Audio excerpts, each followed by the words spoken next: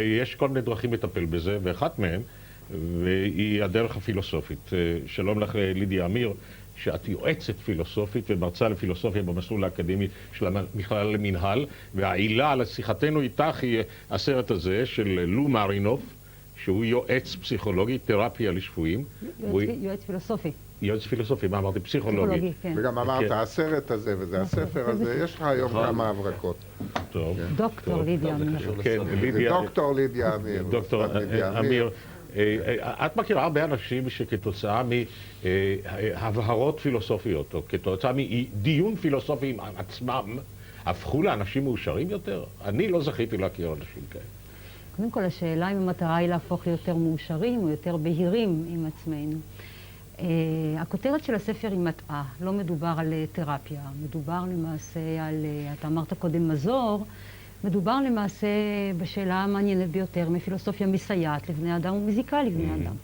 אני חושבת שפילוסופיה מסייעת, משום שחשיבה יותר בהירה על החיים שלנו תמיד יש בכך משום סיוע.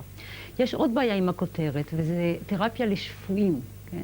כן. יש פה הבחנה בין שפויים ללא שפויים. עכשיו, בלי להיכנס לרגישות של ההבחנה, בכל זאת, אם נדבר עלינו במרכאות כשפויים, לאן אנחנו אמורים ללכת? אפילו אם אין לנו מצוקות כבדות מנשואיים, יש לנו אפילו דילמות אתיות, כפי שהוזכר כאן.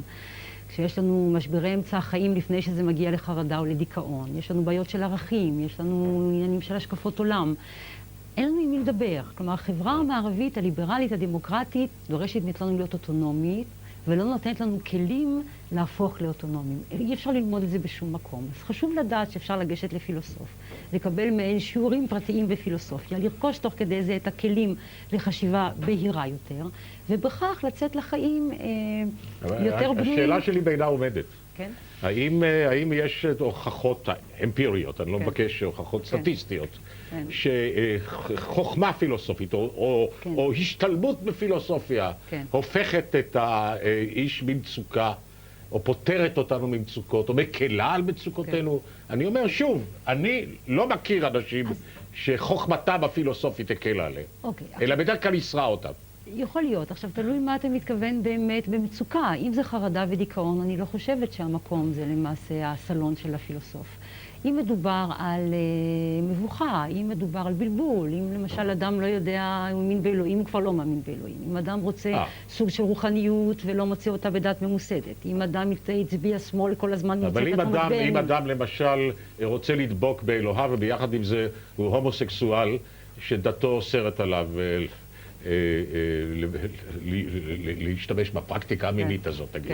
את יכולה לעזור לו בעזרת עיון פילוסופי? אני חושב שכן. כל אדם שמגיע, ברגע שהוא מנסח את השאלה כשאלה פילוסופית, יש לנו אפשרות לדיון. למשל, אם הסתכסכת, נאמר, עם ידיד או עם עמית, אז יש מצוקה נפשית גדולה. אם תלך לפסיכולוג, אני מניחה שהוא ידבר על הפגיעה שלך, הוא ידבר על הצרכים שלך. תבוא לפילוסוף, תנסח שאלה מהי ידידות. ואולי לראשונה בחייך, תשאל את עצמך מהי ידידות, ואז תיתן תשובה אחת. תשמע, מה שאני מנסה להסביר לך, שהפילוסופיה לא באה בתור פלסטר. זאת אומרת, אתה מחפש פלסטר, אז תיקח פלסטר. זה לא יהיה פלסטר. אבל היא טובה כמו כל השכלה.